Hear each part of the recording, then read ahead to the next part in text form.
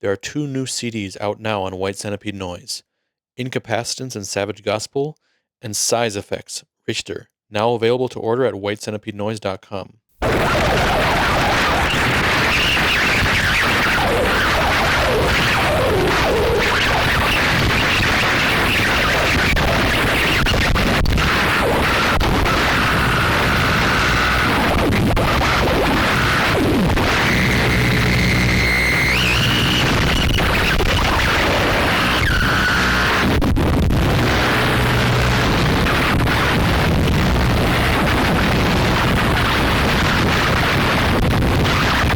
Hello and welcome to White Centipede Noise Podcast. I'm Oscar Brummel, and today my guest is Henry Mallard of Mallard Theory. Some of you might remember back in 2011, Ron Lessard from RRRecords talking about a very, very young kid named Henry, and going on to release an EMIL BEAULIAU tape on his label Palemoon Productions. It's now many, many years later, and Henry is more active than ever with his project Mallard Theory, and he's the main guy responsible for the flourishing Pittsburgh noise scene. If you're a fan of this podcast, support it at patreon.com/whitecentipedenoise. That's the only way to get the full content from each new episode, plus tons of bonus content, giveaways, a Discord server, and much more. Now on to Henry. Hey, Henry.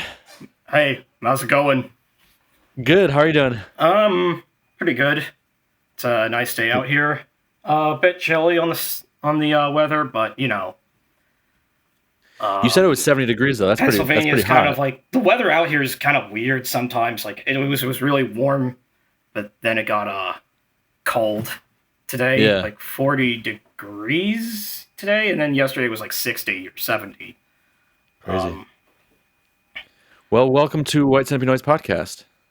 Good to be here. If you told me at the age of 12 I was going to be interviewed on this podcast, I wouldn't have fucking believed you. I can't believe that anyone remembers half the shit I did when I was super young, which I can get into. Yeah, I guess that's what so you have been in the recent years very, very present and active and become very well respected and well known for your current activities. But I mentioned this on the podcast recently when I talked to Jim from Slacking is. I remember not a couple years ago. I remember you'll have to tell me this story, but I thought 10 plus years ago, there was a release that Ron brought out from you, or he at least mentioned you. You said, you were very young, and he was like, there's this guy named Henry. He's a kid that's in Illinois. He's 12. And then he put out a release by you, but I saw recently in the Discogs that the release was in 2014, but in my mind that all happened a lot longer ago. Can you give me the real scoop on what's going on there? Like your meeting Ron, your introduction to noise, the timeline, everything like that? All right, so I guess we can start from the beginning. So before all that stuff, before Ron mentioned me on Noise Fanatics, the old Tronics forum, which I was lurking on at that time, I was somehow, I don't know how, but at the age of 9 or 10, my mom had this CD, my mom's friend had this CD of a band called 9 Inch Nails. And I think it was With Teeth. I think that's what it was. But then somehow I got onto iTunes and then I was looking them up and I'm like, oh, this is some wild shit. Especially the early stuff. I think Trent was really ahead of his time with Broken and the Downward Spiral. Sure. I actually really like Pretty Hate Machine more than those albums, but that's just my opinion. Somehow, I discovered a bunch of torrent sites. I was just really on the computer a lot, and I would just score through there and download a bunch of shit and find stuff on those. I think it's a peer-to-peer stuff. I don't know how I would a lot of this stuff is kind of foggy to remember all the way through. Sure. But you were talking about how old? 9 years old? Yeah, 9 to 10. And then somehow, and then I was I downloaded a bunch of Trent put together these remix albums for Broken, for those his classic 90s albums. Mm-hmm. One was Fixed and Further Down the Spiral. Mm-hmm. And on those, like, there were some tracks, there were some remixes that were like way ahead of its. I was like, this is better. This is better than what Trent was doing. And I found out who made them. It was like Coil, Fetus, and Aphex Twin. Yeah. And then I like just went then I was like, okay, well, I need to check those guys out. Yeah. So I downloaded a bunch of stuff off of it was just like the torrents, right? I just like downloaded a bunch of files off the internet. And then somehow I was like, okay, this is interesting, but I want something more out there. I want something more intense. Yeah. And on the Aphex Twin, he had like such a he's a smart guy, he has a lot of projects. His approach to electronic music was really intense, and he was an absolute fanatic. Like Reflex was a really good label. Yeah. And then somehow, going through that stuff, I was like just doing the online equivalent of crate digging, and I found so much like really obscure electronic music on a bunch of labels or whatever. And then I was like, okay, well, this is cool, but I want something a little more out there. Yeah. So I used to go on Wikipedia all the fucking time, and then somehow I like went into like, okay, what's next from industrial? Like Trent did industrial, and then he did like then they were like mentioning like Throbbing Gritzel, and then more like that stuff didn't make sense to me completely, but I was like, okay, well, what else is there? So I found like sections for something like Rhythmic Noise, like that's what led me to Antsen and a bunch of that other stuff. And there was, I think, around the first time I saw the mention of Alb, which was this guy from Japan, and I was just like, that's interesting. Wonder what that's like. Around this time, when I was like going through Aphex Twin stuff, I was like, okay, what's more extreme? And then, do you know VVM, like James Kirby, the Caretaker or whatever? I don't think so. He was this guy from Britain, and he was really kind of infamous for taking. He had this series of like little EPs called Health Aphex Twin, where he just took his music and then brutalized it. Like he would just like make it sound completely like broken electronically. It's just a CD player just breaking and warping into itself. And I was like, oh man. So I went onto his site, and then, like, before he deleted everything off of he was on Brainwashed. Like, that was the same. There was like it was a review site, and Coil were on there, and somehow that like clicked to me in my head, and then so I went on VVM, his site, or at least like James Kirby's site, like. He's, like, kind of big now. Like, a bunch of the young kids are like, oh, he made this album that's about dementia under the Caretaker when he, like, killed the project off. Like, that's, like, really popular. But before that, no one knew. Or, I mean, he wasn't really famous. He was kind of just, like, obscure. He had a cult following in, like, that whole electronic music circle. But he had this section of stuff that was under, like, I think it was at the microsites where he put up a lot of his label stuff, and then the internet, some of the net label stuff up for free, which is when this is like where things took an interesting direction. On the microsites section, I think it's up on Web Archives if you wanted to look for it. He had something, like had this little set, like Emily Hagstrom of Cocky SP had a little section called the Free Noise Archives. And I have to like look through my hard drive because I still have the files that I downloaded, but it was like he had 60, like he put up an insane amount of rare releases, some of them physical, some of them digital, but they didn't like really last much longer. All this stuff like just disappeared. Yeah. But and who put that stuff up? Who put that stuff up? I think EMIL did? Yeah, EMIL did. Yeah, he put up a lot of that stuff up. And I think like there was a release he uploaded that one of the guys from Captain Ahab and Clipping, I think it was Clipping, I don't know. They put it on a floppy disk, and he put that up for. It was kind of insane to piece all that shit together. And so, I went through like, their section and James Kirby's section, and they were like, he put up like a compilation of stuff. Like I think it starts with a V. It was like it was on the Fuchsid side net label, but it had like Prurient on it. It had Sickness. It had Sean Royal of Spit and Smudge and Morbid on it. It had a lot of that stuff. It was.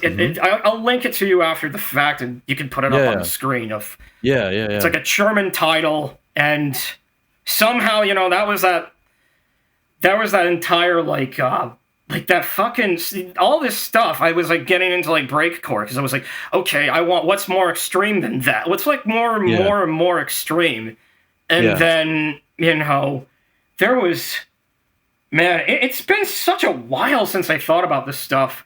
Because it was like, some of it's been like a blur.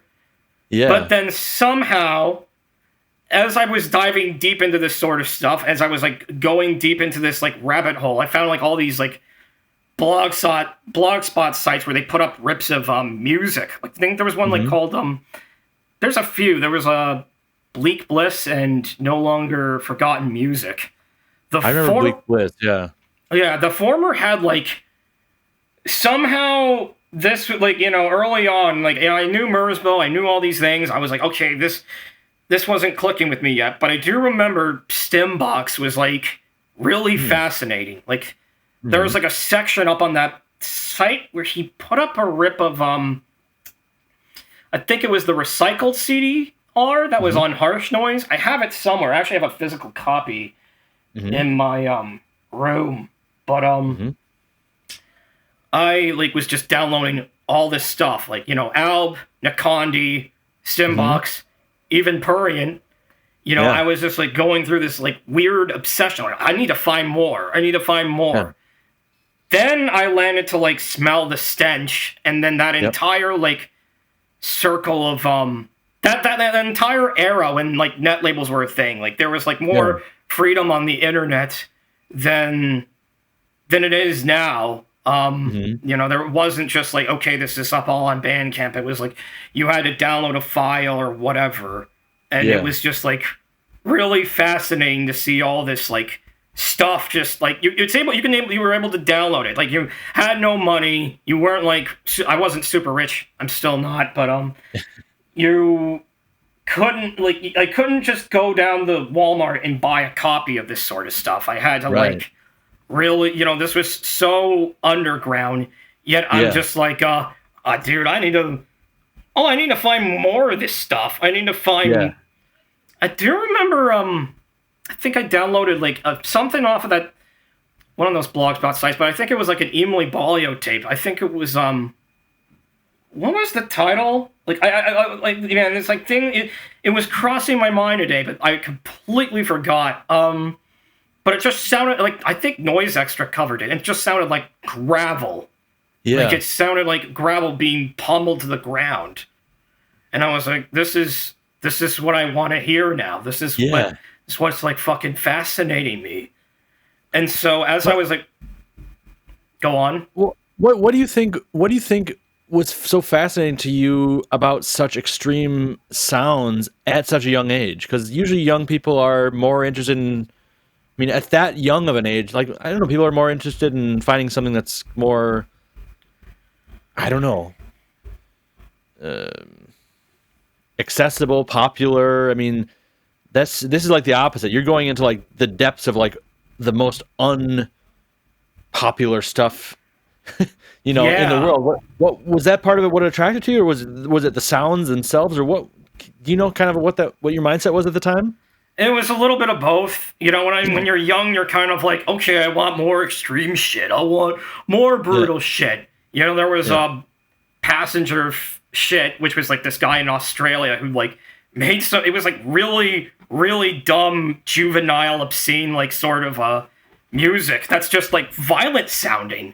And then I was trying, like, something about, like, it wasn't like extreme imagery that drew it into what I wanted. It was sort of like the colorful, Dadaistic, sort of juvenile and dumb music that was drawing me into it. Like, then I, like, Hockey SP was one.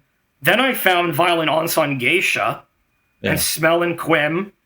And then, like, what was the... Yeah, EMIL BEAULIAU. Like, there was, like, something about their attitudes, about the way they were doing this sort of stuff that, like, led me to this, like, rabbit hole. And this sort of obsessive, like, freedom.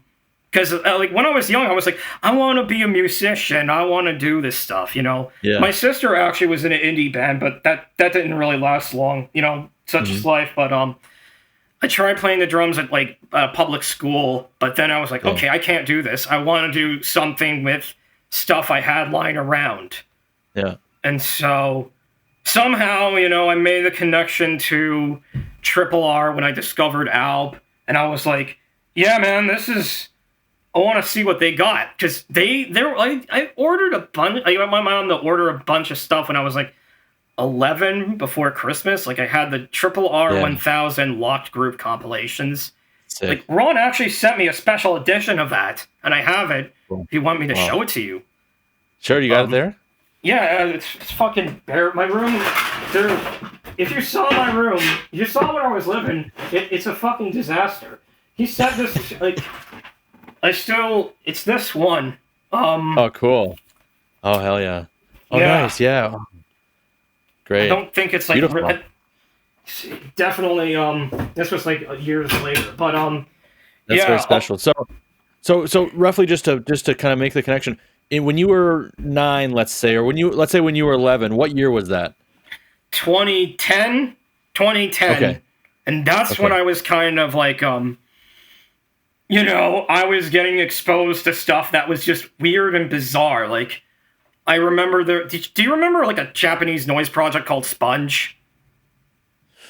Doesn't ring, no, I can't remember, no. I think it was, like, they're, like, the huge Residence fan, and they're, like, huge Residence fans. It's, like, from Japan, and the rumor was that, like, a bunch of people in that entire Japanoise circus, like, I found this through some random blogspot site, and, it was, like, the artwork on it wasn't, like, something I should have been looking at. It's, like, gore or whatever, anime gore or whatever, but it was, like, bizarre and weird, and the sounds on that were kind of just, it wasn't just, like, death metal. It wasn't, like, some weird death metal thing.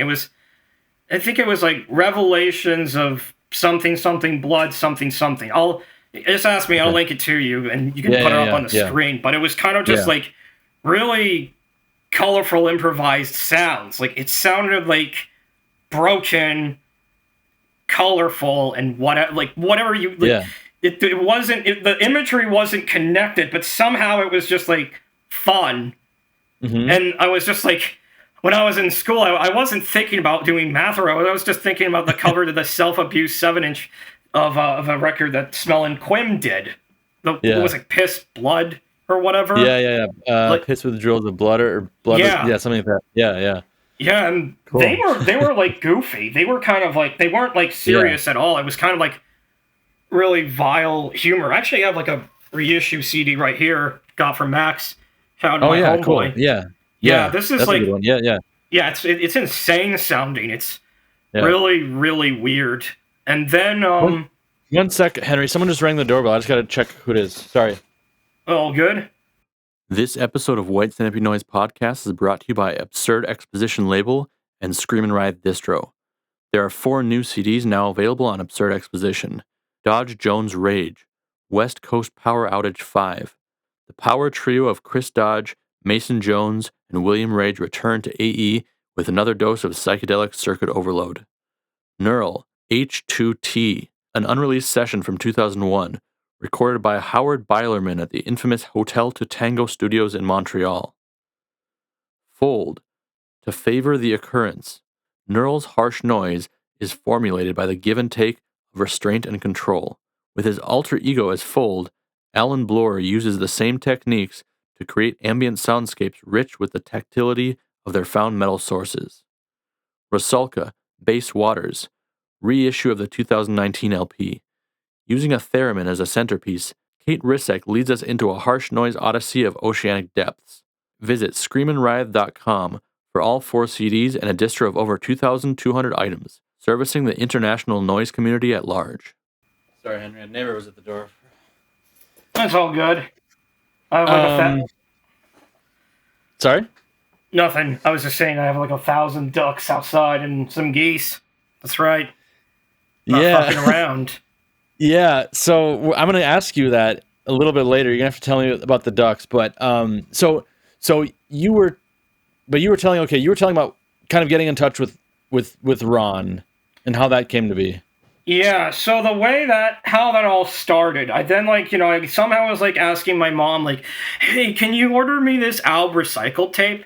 Was that actually by Alb? Because I know, like, I heard after the fact, Ron's the type of person that would, like, have a lot of pranks or whatever. I really respect that. You know, he's changed my life a lot. I've always liked his humor. And then, I think it was the Triple R 1000 record, and then a few Marrow Tree CDs. Is I'm pronouncing those guys right? Like you mean like Maeror? Try, yeah. GRI, yeah. I think it's something like that. Must be something like that. Yeah. Marrow Try, yeah. That was another group that I was like really obsessed with when I was young. Like, as I was discovering now, I found the Gross label, and then there were some rips of that stuff up. Like, I was trying to get into like ambient music or whatever. Yeah. And then, like, that was something, and, you know, I'm jumping around a lot, but I think if we're really talking about one of the earliest things I've ever listened to in terms of noise, since I was discovering, like, Trent's stuff, and then that led me to Skinny Puppy, of all things, was, the last, like, for the latter, it was, like, the last track of, Last Rites called Download.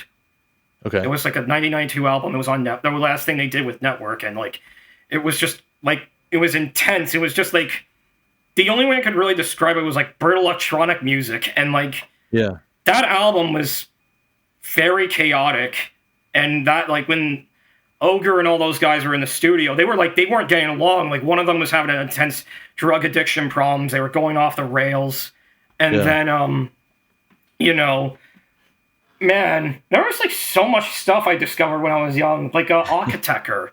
Like, I was at my mom took me to I was, like, in Canada. My mom was actually from Canada. Her grandmother, at least. She used to live up in, outside of, I think up Montreal or something? I might be fucking that up. Like, Quebec, like, somewhere around that area. Yeah. Like, somewhere in Canada. And, like, you know, I was, like, just, like I said, as I was diving into that stuff, I was like, okay, oh, Mom, can you order me that Kid 606 split CD with Lesser on Vinyl Communications? Could you order me all this stuff off the internet? I don't have it, because, like, you know, young me, I would just destroy things. I had no idea of object permanence. I just, like, went ballistic on whatever I got, and I've mellowed out on that a lot. How did you destroy things? Threw them in the fire. I just set them on fire, but... Why? I have no idea. I didn't take good care of stuff. I would just, like, somehow I would, like, either break it by accident. I was like, oop, I gotta toss this out. Yeah. I'm not there's something difference between not taking care of something and throwing it in the fire. That's a willful act. Sometimes when you just destroy something, you say fuck it, and it has to go out of your house. There's no point in keeping a broken object, which, in hindsight, that's not a good way of thinking. You might as well fuck with it and then make a special packaging or whatever. Sure. But as I was saying with Ron and whatever, it was like tell me about the Christmas where you got your mom ordered from Ron. Yeah, so I got all those records. I was like, oh my gosh, this is amazing. And it blew my mind, and I was, like, really excited to get all these the Alb recycled tape, all this sort of stuff. And Ron threw in a bunch of stickers of stuff like Sewer Election and all these people. I had no idea who they were. I was kind of like, what is this stuff? This is really fascinating. Yeah. And then, you know, a year went by, I turned 12, I was like, hey, Mom, can you tell Ron that I'm this person? And then I guess Ron was, like, super excited to hear that, and then I guess Well, what do you mean? Just tell Ron that you're this person? Like, you mean? Yeah, I was just like, tell Ron. I was just telling my mom to say, yeah, my son's really into this stuff, and he wanted to say hello or whatever. Okay. Like, I think that's how it went. Did she write him? Did she write him an email or? Yeah, okay. She did. Okay. And then, like, Ron was kind of like blown the hell out. He was like, holy shit, man. I found the Tronics thread around that time. I was like really curious to see what, and people seemed like really excited, but I also heard, again after the fact, that people thought I was fake. Was that true? Like, did people actually think I was a figment of his imagination? I don't know. Well, maybe. I feel like I remember that. I mean, I think there was some speculation to maybe Ron just making this up, because that's the sort of thing that Ron would maybe do. Yeah, right. Well, like, I don't remember that. But yeah, I think I might have seen a person or two post something like that. Like, but I don't think so. I mean, I think everyone thought it was real. I think everyone's mind was blown. Like, what? Is a 12-year-old kid isn't really in a noise like this? Yeah. Oh yeah. And then somehow after that, like, Ron was encouraging me to do the label. Like, I was kind of like, I did this thing like Palemoon Productions. Like, trust me, man. That's right. Palemoon Productions, right? Yeah, that was like I had like absolutely no idea what I was doing back then. There were some releases that didn't exist or properly, like, I say that in quotations, but I was like, just like, oh, I'm gonna dub some tapes, and I didn't, like, I think I like made a lot of oopsies. Like, I didn't realize that the tape that Ron sent, which I could get into the backstory about that, but I didn't realize that there was actually a double-sided tape. I looked at it and I was like, oh, I think this is just one side. So there were a few copies. Yeah, okay, so that's exactly what I want to know about. Is that's what I'm remembering. What happened there? There was something where there was did he release Palemoon Productions, or did he stock it, or did he promote it, or how? Because I remember seeing Palemoon Productions and that label come around, and sort of at that time, that's what I was remembering. So tell me what happened there. Oh yeah. So the gist of it, as far as I remember, Ron might be able to clear this up, but I remember I dubbed a bunch of tapes. I didn't really feel like assembling them properly, so what I did was I just like my mom bought me a bunch of like Maxwell C60 blanks. I dubbed that from like just with a tape deck, like a Sony tape deck that was I forgot what it was called. It was a recent one at that time. Yeah. I only dubbed like one side, and I think I want to say, was this your noise? No. This was an EMIL BEAULIAU tape. Yeah, this was an EMIL BEAULIAU tape in the Palemoon Light. That's what I got. I still have the master to that, and I want to talk to John of Detachment and Ron as well if we could do a proper reissue of that. Okay, so he gave you EMIL BEAULIAU material for you to release on Palemoon Productions. That's what it was. Yeah, and I kind of messed it up in my own way. The backstory to that was like I found a lot of shit lying around my room. I was a very messy man, very messy young boy. My room was a fucking disaster. I destroyed the fucking walls. Was not a very clean person. I was very, very much like something about noise spoke to me with the way I was when I was a little kid. And I like took some cardboard. I glued a bunch of cereal and random objects and random garbage straight to this piece of, like, I tried making an anti-record, like a true anti-record, in the sense that it was like actual junk, actual shit, nothing, like pure object, a pure object. And I think he posted it on the forum. There, like, I don't even have that the picture of that saved. Maybe Ron Switz would be able to send it. But I sent that to him, and then he used that along with other records. And then I was like, "Oh, here's what I did, Ron. Here you go, man." And he just went ballistic with it, and then came in the Palemoon Light. And I, like I said, I didn't really, I sent nearly all the copies I dubbed to Ron. There were some releases I tried making that were in, my special packaging. It's almost non-existent. Like, my end of, stuff wasn't completely real. It was just okay, what am I trying to do here? I had no idea. I was, in my mind, what was it that I wanted to do? I was just what I thought was how a noise release was to be packaged or whatever. Yeah. So they were all different or something, kind of? Or you're just talking about the one EMIL BEAULIAU release? Yeah, that one. There were a few that I just threw together in like with random shit, like a old dead hard drive or whatever, and like I sent that to like a friend, like some pen pals that I may or may not keep in touch with, like Jonathan of Octomedia was one that I got in touch with. Mm-hmm. Chris Ryerson of My Lovely Figment, who I discovered on the net label, of the Spell Stench net label. He got, like, I did a few tapes after that one that were a little bit botched, if I could get into that a little bit. Like, not, like, kind of like some the drama, but there are some people I was in touch with. You know, I do remember asking Ron, hey, I really like these people, like Napalmed, Animal Machine, who, Filthy Turd? Like, there was all these people that I was, like, really fascinated by. I was like, I need to get in touch with them. I need to, like, talk to them to do a release. And so, some of them I did. Some of them I did talk to. I think, as for Animal Machine, the very, very first release I did, noise-wise, it was under, like, a scrambled version. Like, my project was some scrambled version of my real name, and the only thing I did, it was like a 5-way split with,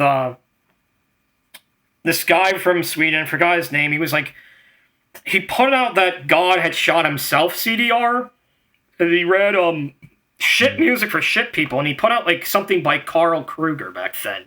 I think, I think it was NXFXTXEX. He was on that. Animal Machine was on it. I was on it, and then I think Bucket of Piss Vicente, that guy, like he was on that. I forgot who the other guy was. It's been a while since I thought about it, but at that time, like when I started to get a little involved, like there were a few people I talked to online, like Breakdancing Ronald Reagan was one, like Johnny Cash. I mean, he's a bit of an infamous figure. He's divisive, you know, very. I have some opinions about him, but like he's fucking amazing. Like his take on harsh noise.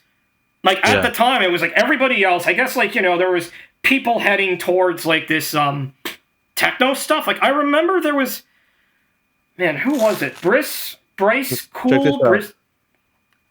I love Suncox. I actually have a split between the haters and, Johnny and the guy from Blind Date. Their project was, like, called Cheek Biting, I think.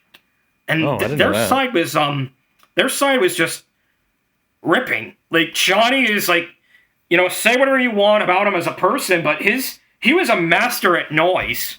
He was an absolute, like, with all the cheap gear and shit, his stuff is just like, it's great. Man, it's like dynamic and fast, as dumb as it is. I was talking with Breakdancing Ronald Reagan. I talked to Lay Stench. He was a fucking wreck of a person, man. Good God. Yeah. Lay was, like, just drunk all the time, and he couldn't even form words at all. Like, the first email, I wrote to him the first email, and I couldn't even understand what he was saying. That's how broken the guy's mind was. Like, I've heard from Patrick Harsh, you know, I used to be in touch, I kind of talked to him recently, actually. That guy, the guy who does trash fucking, another infamous guy, but also super enthusiastic, you know? Yeah. Eddie Giles, he was really fascinated how he had one foot in the hip-hop stuff and one foot in the noise stuff, but he was, I think we talked about him one time, and he was just like, he told him, he actually talked to him over the phone or something, and Leg couldn't even speak. He was so fucking brain dead. But the one thing that stood to me was how enthusiastic he was. He was so happy to just, like, trade you, give you some shit, work with you, all this sort of stuff, and I don't think without him, without Lay, I don't think I would have been as deeply involved in noise as I was. I think he's dead. I don't think he's alive. He passed away recently, I think. Yeah. Holy shit. I was actually going through my basement the other day, and I found a package that I was going to send to Eric when I was like 14 or 15. Eric Adams of Sonic Disorder, which I also got in touch with through Lay, and I used to, like, I sent him a lot of stuff. I sent Eric a lot of stuff. Yeah, you know, I was like really fascinated with, I guess, the noise core or grindcore take of noise. or whatever. Like people, what is it, like shit noise? Like, like Jim Harris and I were talking about this last year. It was like a hermit. But I never thought hermit was shit noise. I was listening to his split with Third Organ recently, and that was like more like industrial. Like his side on that CD was like really close to like true industrial noise. It's not like crappy. There was something different about it, what he was doing. But man, things are coming back to me really fast. I like got in touch with so many people. I traded with Hal McGee. I think it was a tape I did from some Russian guy. I forgot. It was like, it's a tape called like Bite of Scolopendria, because he like messaged me over when I was selling. He was like, "Hey, can you release my stuff?" And then like it was just this really weird folkish sounding noise. I think it's still up on Bandcamp. I found a cover, like a printed cover that I did, and I found a tape to dub it over with, and I gave that to Max of Tribes Tapes. Okay, cool. I was in touch with so many people. I mean, there's some that I still am in touch with, like Steve Davis of Dog and Love Earth Music. Yeah. I think Ron threw in a tape of that guy's stuff in a package, like one of the first orders I got or whatever. And I was just like blown away. Like it was just like, it was on I think it was a tape that was on Scotch Tapes or something, like some lesser known Canadian label. And then, well, take me back to this to Palemoon Productions, and when you released this EMIL BEAULIAU tape, what was the reaction you got at that time? I mean, having a cosign on the Tronics forum from a guy like Ron, and then him like giving you material. I mean, EMIL BEAULIAU doesn't put out that much stuff at all, especially lately in the past couple decades. So I mean, that's a big deal. How did that feel for you? And then what was the reaction from people? I mean, I know you said you had kind of trouble getting them out and there were some issues with kind of getting them out, but how was that? How did that feel? At the time, I was kind of like blown away. I was like, oh, okay, how the fuck did I how does this happen? I somehow managed to convince this guy who didn't do noise for a while to just do this one tape for me. Like, it blew my mind, and I was kind of just like, trying to trade with other people and like see if I could get in touch with them and like, hey man, I'm doing this. Like, do you want to check this out? And like, I actually traded with Roger Stella of Macronympha a copy of that tape. Yeah. Okay. And he gave me Pittsburgh, Pennsylvania by Macronympha. And I also got like a recycled tape through RRR of Macronympha. And to me, that was when I clicked. Man, did I get into the Garo Gary Gay? Did I ever talk about how I got into those guys as well? No. Oh, man. Yeah, that was also around the same time, like when I was on these blog spots or whatever. There was like this, I found this group called Garo Gary Gay, and it's like the dumbest fucking shit. It's like amazing. Like Chintaro put out a record on Ant Sandwich. It's just, I think it's him shitting in a microphone, right? It's really stupid and juvenile. But like, the one thing that really struck me was like how diverse they sounded sonically. Like they weren't just like a harsh noise, what you would call harsh noise today. They had Gentaro had so many styles.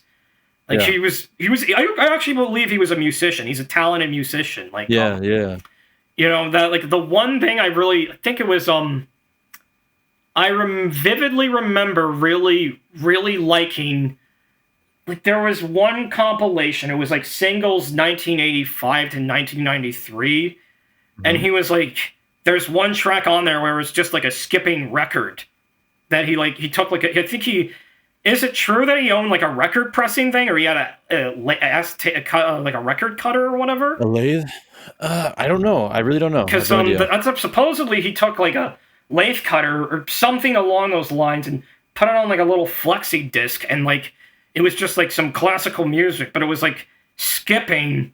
Like it was really grainy and it was like just broken and fragmented.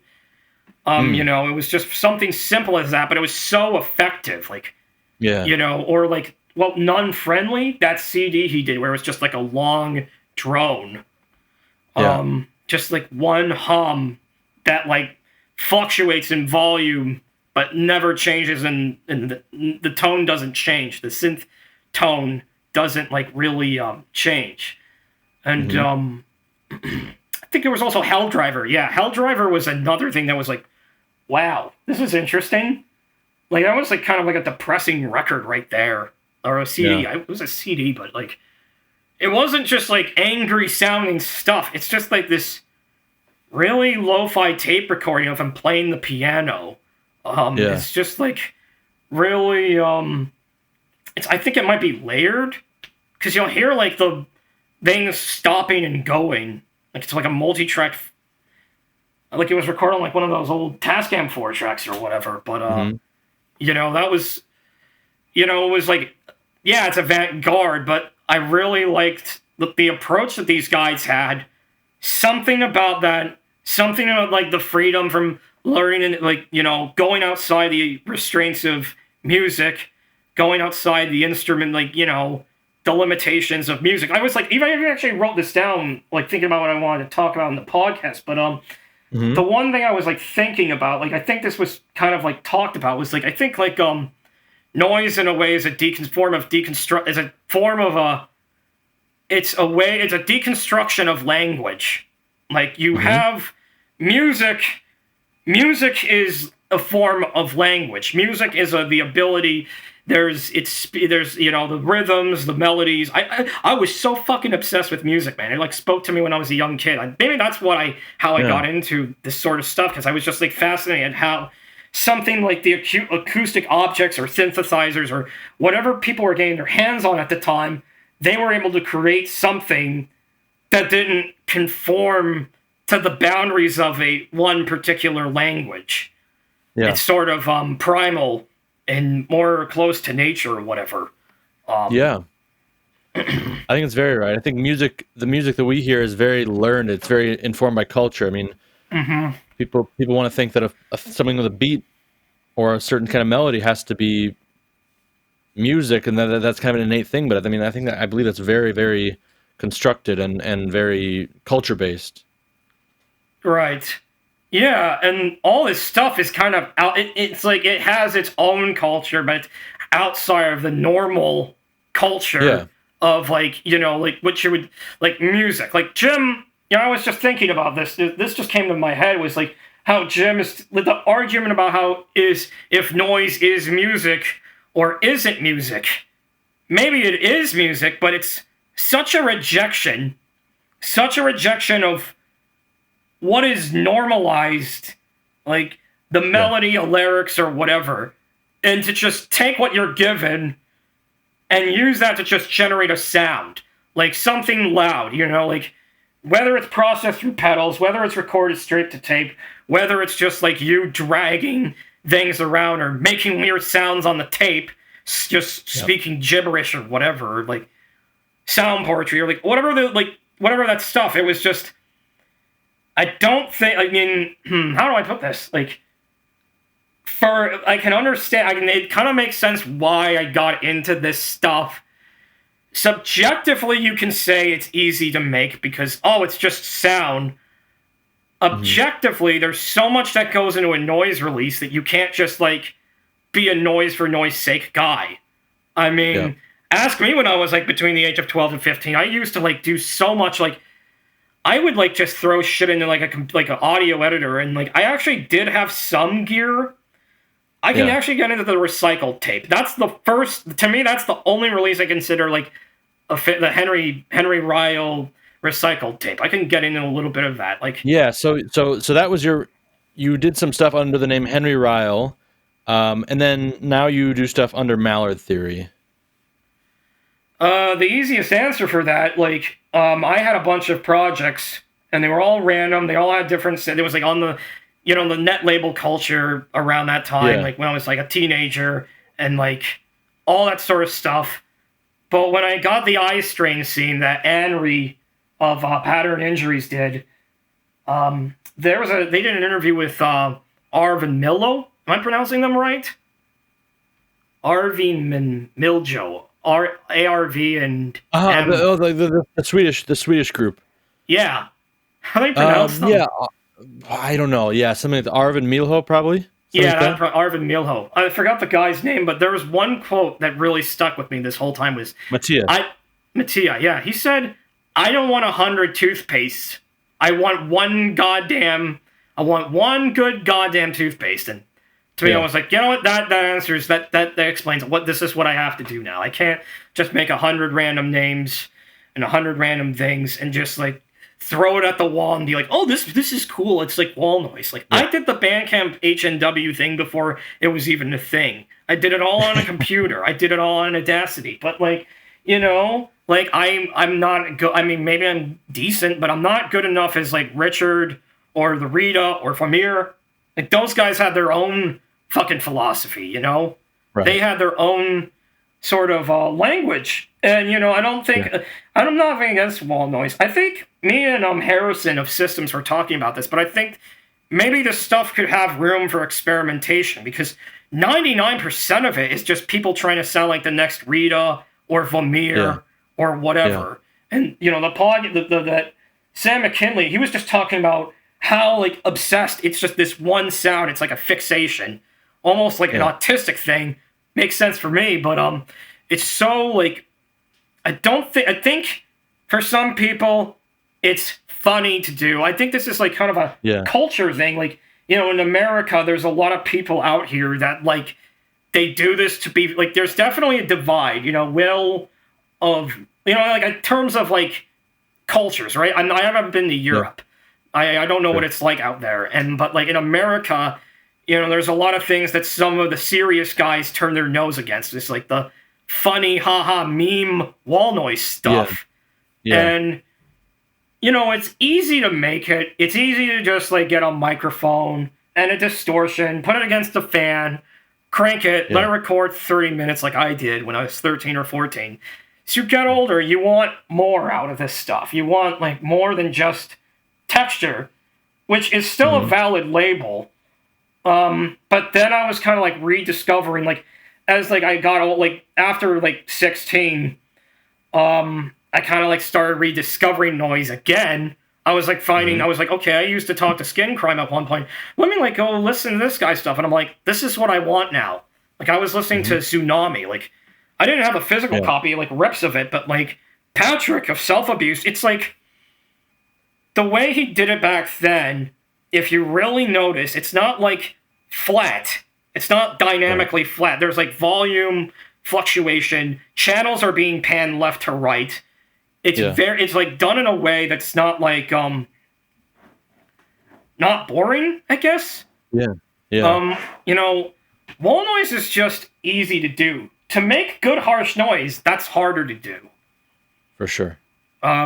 Sometimes it just comes together to me naturally, like in a day or two. Other times I'm just like, I have to listen to what I'm doing a lot before I'm like, okay, this is what I want to release. Like, I have so many ideas, I have so much time, but like, when you've graduated from that type of noise, and you know, kind of doing like stuff in software, and you're building a lot of gear now too, and I've heard you're very good live, and your stuff that I've heard, like the recent stuff, is very dynamic and you know, active and harsh. I mean, it's very just great flowing harsh noise. I mean, so you've come to a different point right now with Mallard Theory, right? Yeah, well, I mean, Mallard Theory, that's not like I made it a goal to not be entirely wall noise. I made it a goal to be like, okay, I only did like one or two under that name, but after that I was like, I want to focus more on what was great in the 90s. I want to focus on stuff that's just not flat, that's not boring. You know, wall noise is really obsessive, but to me, what I'm more obsessive about, something like Pain Jerk or Third Organ or Outermost or Deconstructed Hand Device by Richard Ramirez or whatever. Like, I really want things to be just flowing like a river. And the ducks are in the pond, they're just waddling along. The sound of chaos. Henry, all right, so tell me about the ducks. Everyone wants to know about the ducks. What is with the duck fascination, obsession theme throughout your work? I just grew up with them. I just grew up with them, man. They came to me in a dream. Simple as that, you know? It was just like, my mom used to get a lot of ducks when I was like super young. I still have some ducks, man. You know, they lay eggs. What do you mean get though? Like you mean like as pets? Yeah, actual pets are like just like feeding, just or like you get them to raise eggs or whatever, but they hang around and just like eat like bugs and whatever. They're like pretty much the best pest protection. You got a garden, you got too much slugs, you put a little duck in there, they'll take care of that fucking problem faster than anything else. Do you have actual ducks like that are yours, or are they just ducks that come there's from just the neighborhood? Domesticated ducks hanging around my house. Inside? Outside. Yeah, we can't have them inside. They shit a lot, Yeah, it's okay. They definitely are. They're very cute. They're very sweet. Well, not sweet. I mean, ducks could be considered a subject for a power electronics tape. They're fucking brutal, man. Like, they're not... They're kind of vicious little fuckers, They're not just like... That's kind of... I guess that's something that kind of fascinating with me. I was like, people are making fucking brittle PE and brittle noise. I'm like, ducks are kind of the same way. They're fucking violent. They're necrophiles. They probably listen to Final Solution all the time. They probably just like took Eddie's advice about the Academy Award for noise shows. I made one for my brother, by the way. I could show it to you in a little bit. Yeah, it's a piece of metal. But yeah, where I live, it's really like it's just rural Pennsylvania. I guess like living on like a little mini farm had to do with it. Really had an impact growing up. It's not like living in a city. It's like I'm like an hour outside of Pittsburgh. Eddie was close. Okay. Eddie was close. I'm actually an hour outside of Pittsburgh, but I can't really get there with a car. My mom would freak out if I drove there myself. If I drive to there myself, she's like, I don't know. She's worried I'll like break it or like crash, go full blown adult crash unit. But there's a bus in Greensburg that I have to hop on. It's like in Westmoreland County. Like where I live, man. If you're not in Pittsburgh, there's fucking nothing around, like outside of that county. Like there's little small towns where people live. Like there's people scattered. I don't live inside of Pittsburgh, but I'm very close. Jim Slacking doesn't live in Pittsburgh, but he's very close. Harris, Jim Turridge lives in Pittsburgh, doesn't live in there, lives in Apollo. There are a few people that live in the city, and there used to be like a pretty, the noise scene now is different than it was like 10-something years ago. Because when I started to like try to do stuff live, it was kind of a little embarrassing, When you're young, you don't know what you're doing. But at the time when I started to like try to be more involved, RJ Maito dropped off, and I'm sure anyone listening to this podcast was on forums back in the day know who he is. I could kind of explain who he is if anyone doesn't know who. Sure. I mean, I remember him. Yeah, I remember him. Yeah, RJ used to do a lot of shows back in the late 2000s, early 10s, like just as I was getting into noise. But he was, I like the guy. I've actually got a tape of his somewhere. Like, I think it's called Angel Executions. That's like my favorite thing he's done. He's actually gotten better, but he was really infamous for being an asshole online. Like in person, he was chill. He wasn't like a total dick, but like he was kind of acerbic. He's different now than what he was like back then, but he was very active. And it seemed like Pittsburgh had a bit of a flux throughout the decades. Like for whatever reason, I was just like, man, there's so much interesting shit. Like, there was a lot of people around the area, like Macronympha, Robert Williams of Bet Noir, which I could also get into, if you want. That guy alone, he's an enigma. What about Fuck Telecorps? Oh, Fuck Telecorps. Heedgar, yeah. He still does stuff. He's actually got this show with Wolf Eyes set up. He's been around. He doesn't entirely book pure noise shows, but he kind of like gets the big bands, the big whatever bands around the area, not entirely noise related, but he does like he gets like he's kind of like he definitely has a hand. There was Manny Thiner of SSS Productions. That guy, I'm not going to speak ill of him, but he was very infamous. Manny Thiner was very, very involved in Pittsburgh. He was the dude who got CCC down here. CCCC? Did I say that right? Yes. He got them down here. Like, Joe Romer had to, like, force him to do it. He was like, you need to fucking get them down here. Yeah. And he was just... Manny was infamous. You either liked him or you hated him. I'm not going to get into the whole, like, gossip or whatever, but... Sure. For what it was worth, he really had a hand in the city, like in at least the scene. Yeah. He really, he was very important. You know, his little label that he ran, he put out a bunch of, he was active in the cassette culture days. Like, he released The Pornography of Despair by Third Organ. He released some stuff by The Haters. And a few others? I don't know. But we can go back before that. We can go back to the 80s. No, what I want to talk about is I hear that you're the guy about town now. Oh yeah. Yeah, that's So I mean, I guess it seems like the Pittsburgh scene, a lot of people don't really live in this city, but there's a lot of shows going on there. I mean, I think I feel very interested and excited about it. It seems like a lot of other people do, and you know, oftentimes people mention, okay, but Henry's the guy who sets that up, and Henry's the one putting on shows and getting in touch with people. So what are you up to? What am I up to? Right now, I'm trying to get a show set up on May 6th with Flesh Shuttering and Dead Door Unit. I was just talking to John Grimaldi last night. We're teamed up together and have been talking to the guys at Collision. The only confirmed act was Detergent Cloning. But sometimes it's just absurdly, believe it or not, there's a lot of people that have been asking me, hey, can you do shows? But like, if it's not like it has to be more than 2 months in advance, because for whatever reason, there's some spaces out here, they get booked pretty quick. Like everybody latches on to like Collision, everybody latches on to some other like basement space or whatever. You know, I've definitely been in touch with a lot of people in the city. There's some... It sounds like there are a number of really good DIY spaces, though, that are open to noise. Yeah, for sure. There's a space outside of Pittsburgh called Green Beacon.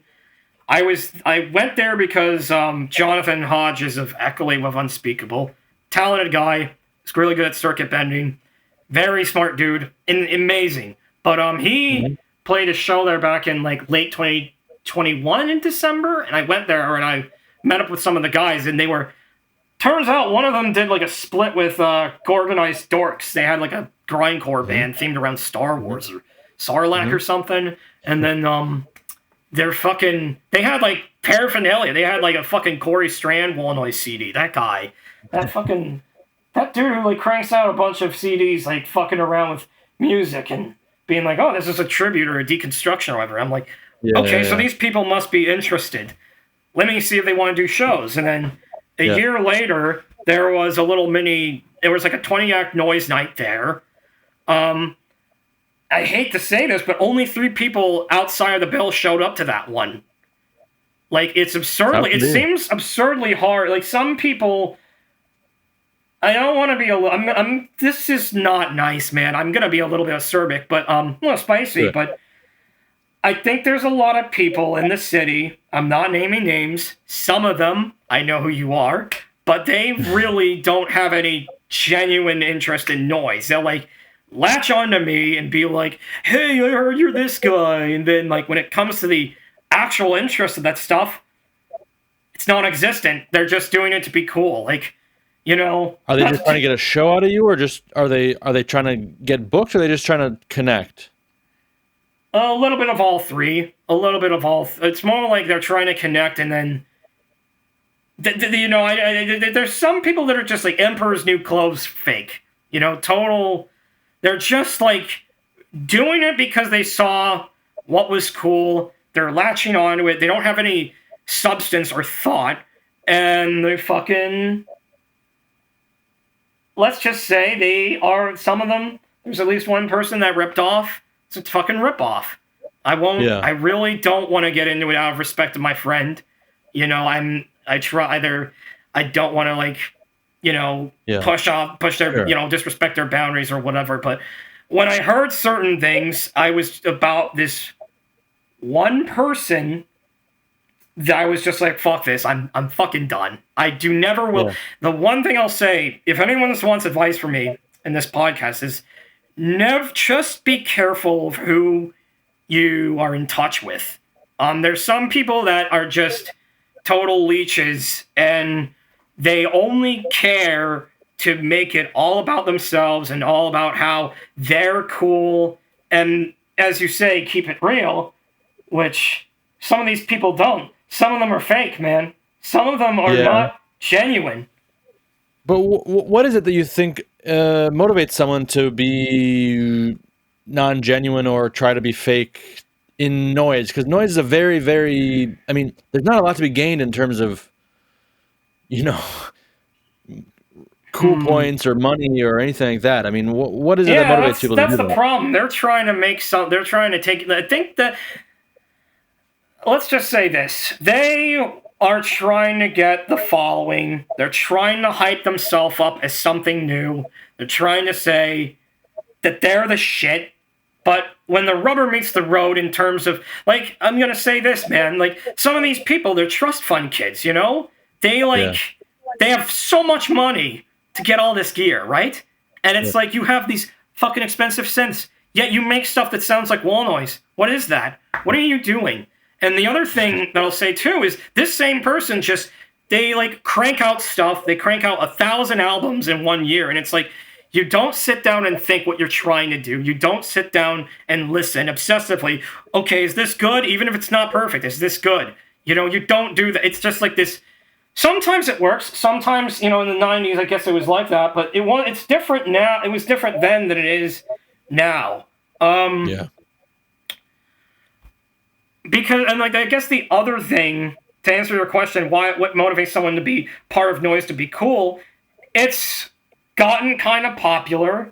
Not too big, but it's gotten popular with some of these kids who are like, oh, this is interesting. This is interesting. Like the wall noise stuff, this is super interesting.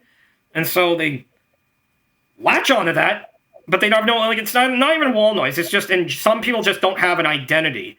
There's one guy, I'm not naming them, but it was someone that Slacking mentioned in the podcast, and they screwed up artwork for a tape that, let's just say the same friend I was talking about did on their label, and then trying to blame them that that was their fault, blah, blah, blah. And I'll riddle you this. They did not send copies of a tape that John Grimaldi was on. It was the Cancel Culture series of tapes, and John Grimaldi, like, a bunch of people that were involved didn't get copies. I know Joe might have gotten one. This isn't like me trying to be a diss, but like, I just, man, that's like indicate when you don't send someone something they're on, that indicates you don't have respect for them. Like, I can understand if, like, you're a 13-year-old kid and you have no idea how to do things, but, like, if you're a 50-year-old and you somehow manage to find the time to do all this stuff, make super limited copies to be collector, like, I don't think none of this super limited stuff, sometimes it's interesting, if it has a point and purpose, it makes sense, but sometimes just be, like, collector bait or something. Like, Miko said something about collectors, I forgot what he said, but I don't know. Regardless, there's just some of these people that, like, try to put the whole collector culture aspect. There's nothing interesting entirely. And I'm a collector. I'm obsessively collecting noise. My two rooms, my bedroom in this office is full of fucking tapes, dude. It's full of boxes upon boxes. Like, it's a fucking disaster. Like, I don't know if you can see. Nice. It's fucking insane. Look at all this gear. Look at all this stuff that I have. Yeah. Perfect. It's a fucking intense. It's a fucking mess, man. Like, I'm obsessively breathing this shit. Yeah, exactly. And I think that, that's the difference. I think people like you are, and the people who do that in a different way, the phonies aren't. I mean, they're not living like that. So that's a good indicator. And I mean, you gotta make sure people get their copies of stuff, get what they're, that's if you skip on that, that's not okay. Absolutely.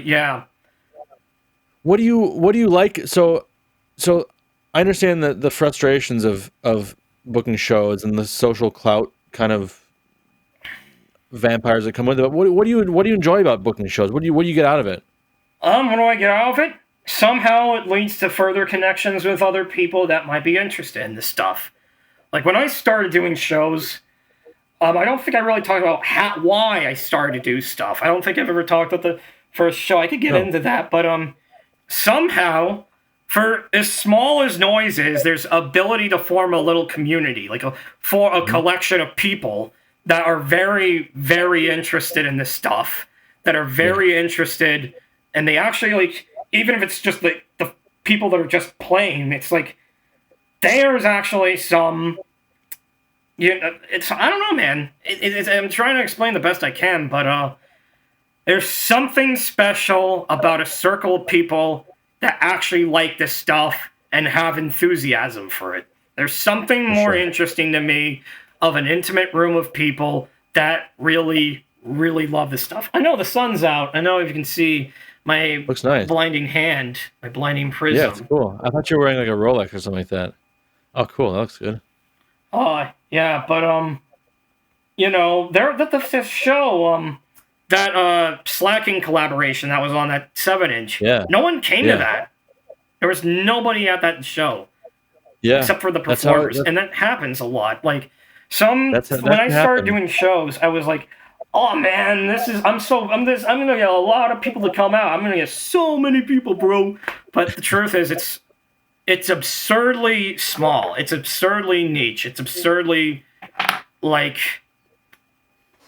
close. Well, the cool thing about that, though, I know that's frustrating when you're in there, but the cool thing about that, or the interesting thing about that, is from afar, like right now, I think there's kind of a lot of people talking about, like, fuck, Pittsburgh noise scene is fucking on fire. Look at all these shows going on.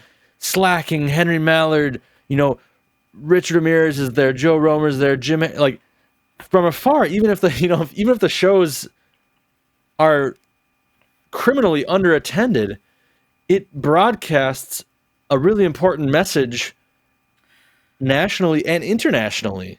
Absolutely. That's kind of like the illusion of it. I've talked about that a bit. Like, I think I kind of sometimes think about it in terms of like deadline recordings, like the Houston scene. It might have been like a very small, kind of obscure, like very close-knit group of friends, but you have this kind of outsider's perspective that it has this really mystical, massive scale to it, and that's really cool. So, I mean, that's part of the game for sure, is that people don't show up as much as you'd like them to. And booking shows is a thing. I mean, I commend you for booking so many shows and doing that, because that is a thankless task. It absolutely is. It's absurdly frustrating task. People expect a lot. People need a lot, especially if they're touring. I mean, it's not. They should expect a lot, but I mean, it's a lot of work to take care of a touring act and make sure everything's right and do it right by them. It's a lot of work, and a lot of times there's not much, you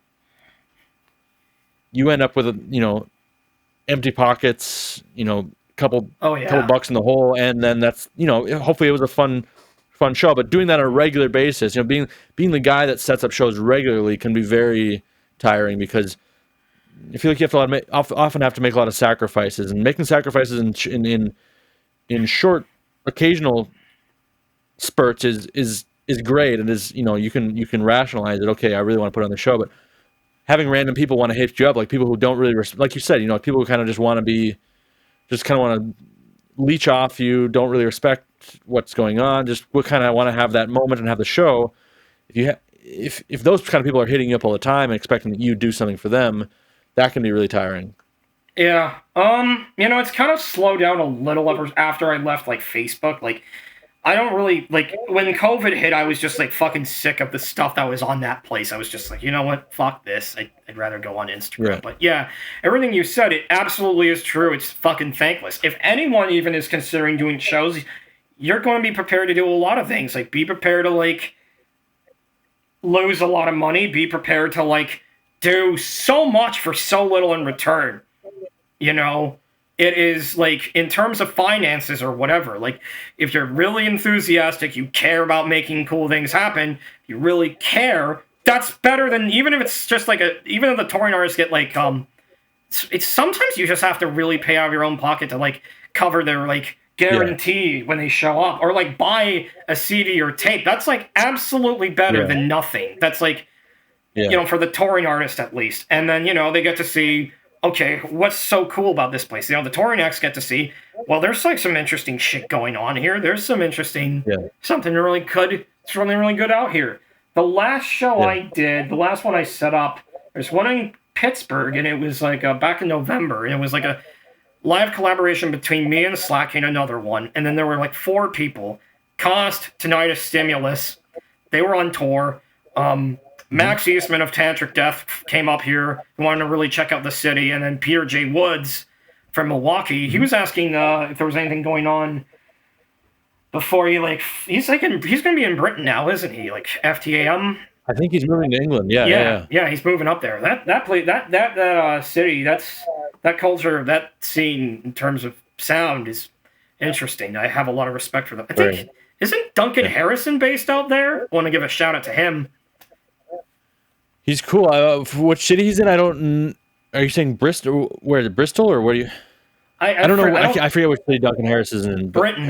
What part of Britain or England? He's in England for sure. Yeah. Yeah, Duncan Harrison. I was actually talking to him a little bit a few years ago. He's a very smart guy. I really liked his approach to sound art. He's he's very, very funny, very enthusiastic. But yeah, I asked some people on the Patreon and on the Discord if they had some questions for you, and I got very enthusiastic results. Let's hear it. So just a few here. One person wanted to know what was your well, kind of these questions kind of go together. I kind of talked about it a little bit before, but John Grimaldi actually asked, how did you get started building pedals, and are there any resources that you can recommend? He said, I don't know why I've never asked him this in person, but how did you get started first building pedals? He asked me this, and I might as well just explain it. As far as starting out with pedals, I think you have to go back. Just do something stupid or easy as circuit bending. Get a fucking toy that is easy to mess around with, and just tweak it out, do whatever, see what works and what doesn't, and then as you go on, get some basic fuzzes. Don't try to build something complicated like a MS-20 filter clone. Mm-hmm. Don't do anything insane like that. Get a little circuit, something, let's just say something people trace little fuzzes here and there. Just get a simple nasty fuzz. The first pedal I remember building, it was a traced, it's a Devi Ever Soda Miser. And that's the most thick, that's a fucking brutal fuzz. There's a chaos switch where it just completely obliterates everything. If you want wall noise right there, you want something that just compresses your signal into death. That does the job well. That pedal and the Hyperion, those are really, all they really are is just cascaded boost circuits. They're little transistors cascading into themselves, blown out, shitting themselves, bleeding to death, fucking chaos, destruction, mayhem. Easy, but very, very painful. And there's a couple of sites like StompBoxParts.com and Love My Switches and a few others in America that stock electronic parts or whatever. It's such a deep world to dive in. Don't rush into it pretty heavily. You are probably going to want to get a drill press too if you have a workshop or you have a big basement or whatever you can do.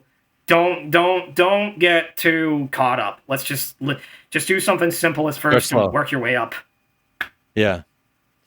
And then another person asked, kind of related, what was your favorite pedal or synth build? Favorite pedal build? That's a good question. I think my favorite pedal as of now have been, obviously some of the Devi fuzzes, but I have one that's a Death by Audio sound saw clone or something. That's a simple EQ circuit with a switchable, 2 circuits that you could switch. And it's not 2 circuits, it's just one big thing, but it's 2 different EQ tone controls. One of them is really thick and fat. Will pretty much wall the fuck out of everything you've done. As far as other pedal builds that are favorites of mine, I don't have them right now, but I think the Death by Audio Space Ring. I know Dead NFX traced that, and that's a Jim Slacking had one. I built him one. That's like a ring mod going into like, it's like a 567 phone decoder chip, I think, going into, which, you know, if you fucked around with it in the DIY circles, you'll find it kind of is a ring mod, but not really. And it's going into an actual diode transformer ring mod.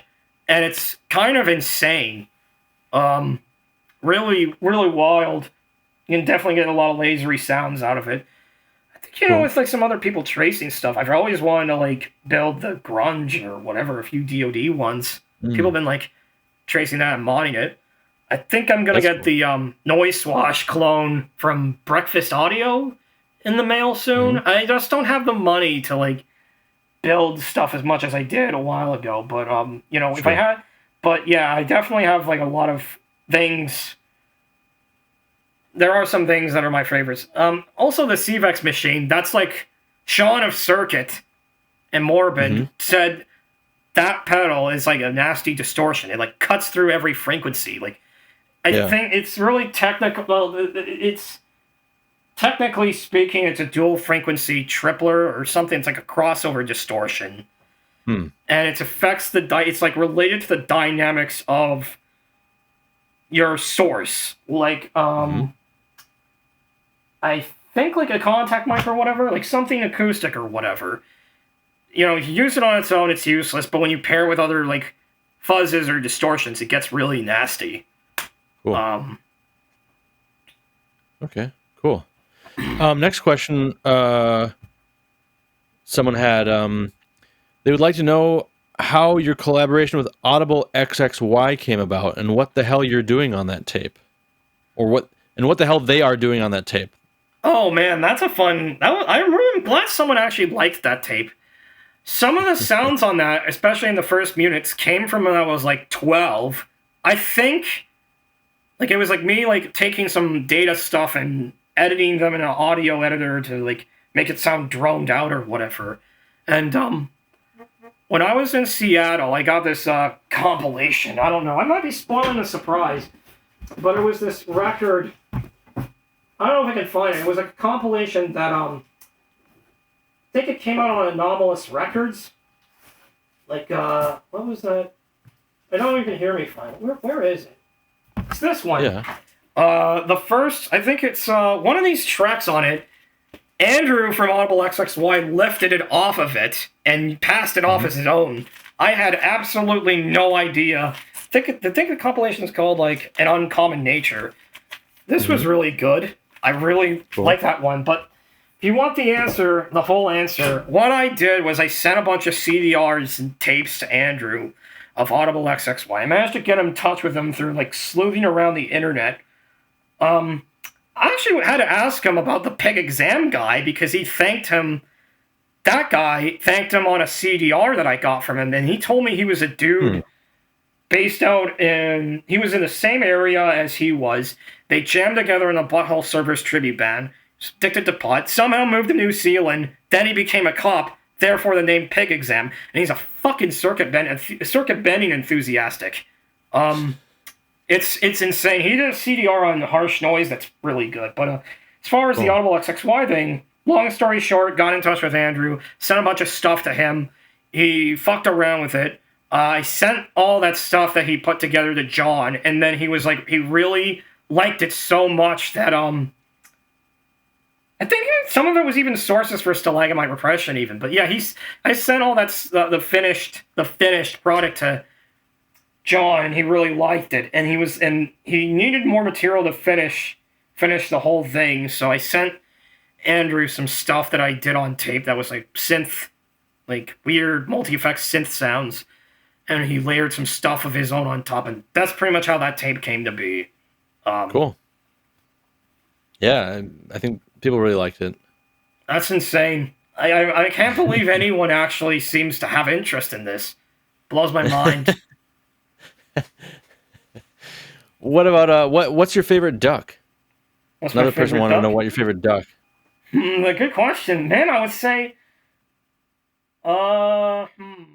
You're clearly obsessed with noise and ducks as well, but do you have other like obsessions with other genres of music or other like types of media or art or stuff like that that compare to your noise obsession? Do you have other like hobbies like that? I mean, yeah, the electronic stuff is an obsession for sure. I don't know, man. I just like really walking around nature. Music's like a hobby. I'm just like a fucking music fanatic. I like. Mm-hmm. It's fucking cliche. I actually haven't listened to rap, man. I'm sorry. When you grow up with a family telling you about They Might Be Dragon Force, it's really hard to think outside of the box with that stuff. But you know, what do you mean Dragon Force? What? They Might Be Dragon Force. It's a band. Did you know that? No. It's something I thought about. It's like They Might Be Giants and Dragon Force. What about They Might Be Dragon Force, man? There's just fucking some of my brothers are like really fucking obsessed with that stuff. I don't know. I guess like electronic music.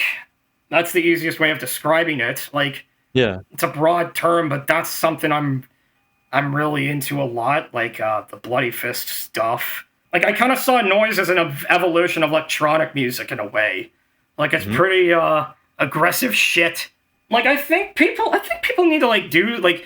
Breakcores kind of turn into this like weird atmospheric drum and bass sound, and I'm just like, that shit's fucking lame. Like, I don't know, it's like this Zoomer TikToks people, they don't know shit. All they know is like how soft stuff. But it's I feel like it feels pretty dated to me. It doesn't feel. I never really got into it, but it seems like it doesn't really age quite as well. But yeah, maybe it'll have a comeback at some point. What are your top 5 noise releases of all time, Henry? Oh man, that's a good question. I was thinking about this. Born in the USA by EMIL BEAULIAU. Yeah. Beware of This and That by Outermost. Third one, I think it's like Macronymphus Recycled in Pittsburgh, Pennsylvania. This might be a little bit over 5, sorry. That's all right. Yeah, strict. I think Macronymphus, Pittsburgh, Pennsylvania, Recycled, Stembox, Power, Dump, and Recycled, and Lupus Tuberculosis, or whatever the hell that mini CD was called. All good shit. Stembox. Yeah. It was like some series of like diseases or whatever, but that was really good. Yep. Yeah. One more good noise release. Favorite of all time. Favorite of all time, man. It can be something you destroyed. What's up? It can be something that you destroyed at one point. It can be something you burned or destroyed. I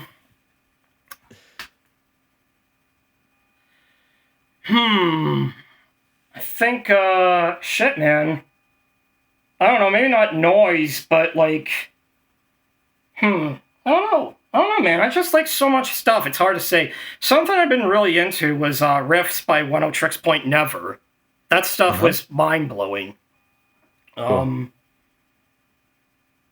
Yeah, okay. That's your 5. That's your number 5 then. I know it's a fluid list. I'm sure it'd be different on another day. I mean, you listen to so much stuff. How old are you right now, by the way? 24. Okay. Cool.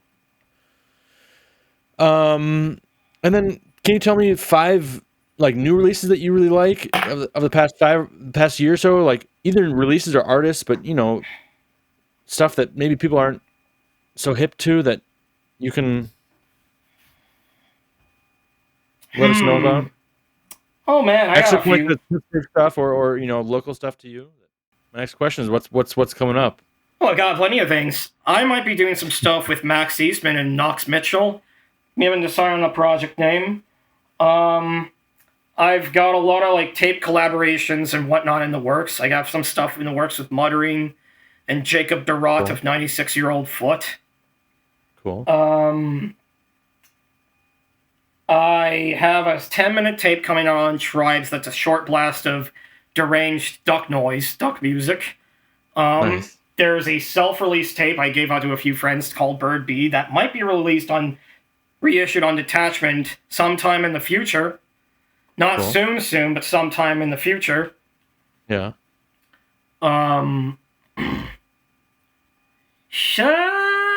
Sisyphus, that's me and Max. We have like Max Eastman? Max Eastman, yeah, Sisyphus. We got a tape dropped on Deathbed called Ouroboros. Whole project is actually being called Sisyphus Ouroboros, but I think that the only thing that recently dropped was the Paradox Encounter group CDR, like collaboration on Fantasy 1 run by Domikos.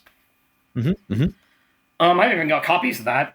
The only other thing that, like, there's a few things that just dropped the past month or so. It's the Mallard Vasectomy Party 3-way collaboration between me, Vasectomy Planet, and Vasectomy Party and Planet Shithead.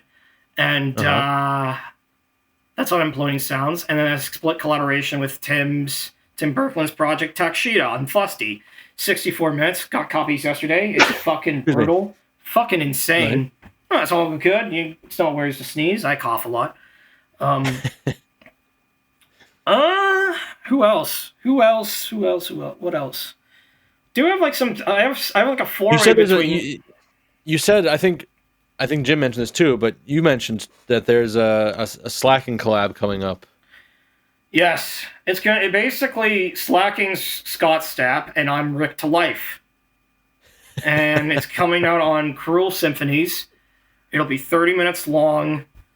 It's gonna be a little fucking. It's probably gonna be the best noise release of all time for 2023. He said my material is too good for him, so fucking prepare yourself. Well, all right, great. Well, that's a good note to hang it up on. What, unless there's anything else imminent. One more thing. Yeah. So I have a 4-way split between Love Earth, coming out on Love Earth music that I'm working on with Takshita, Gnawing Teeth, and Vasectomy Party. That's going to be insane too. It's all dynamic harsh noise on CDR. I think you guys are going to really love it. For sure. You've been on fire lately. All the stuff I've got from you lately has been great, and it's really cool to see that you're doing so much, and you're a very passionate, hardworking individual. I really respect that, and thank you, man. Really enjoyed talking to you. Oh, thanks. It was a great blast. I was a little nervous the whole time. I'm not gonna lie, but I think this came out pretty good. For sure, definitely did.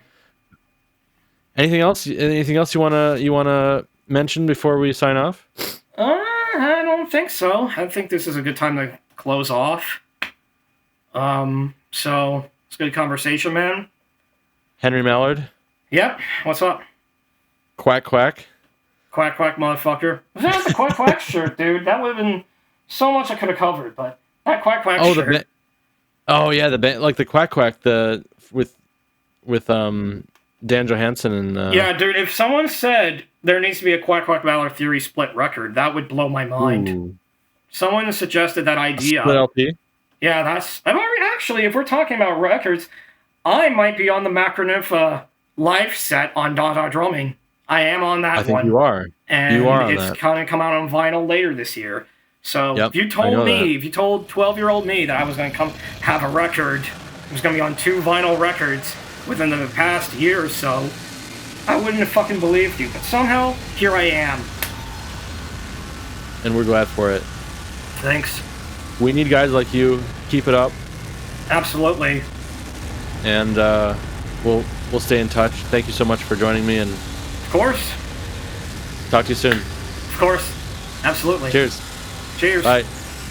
In the extended segments of this interview, Henry elaborates on his feelings about authenticity, respect, and his frustrations with some of the free improv true sound warrior types. He also goes deeper into his passion about ducks and lists about 10 newer noise releases that he's really excited about.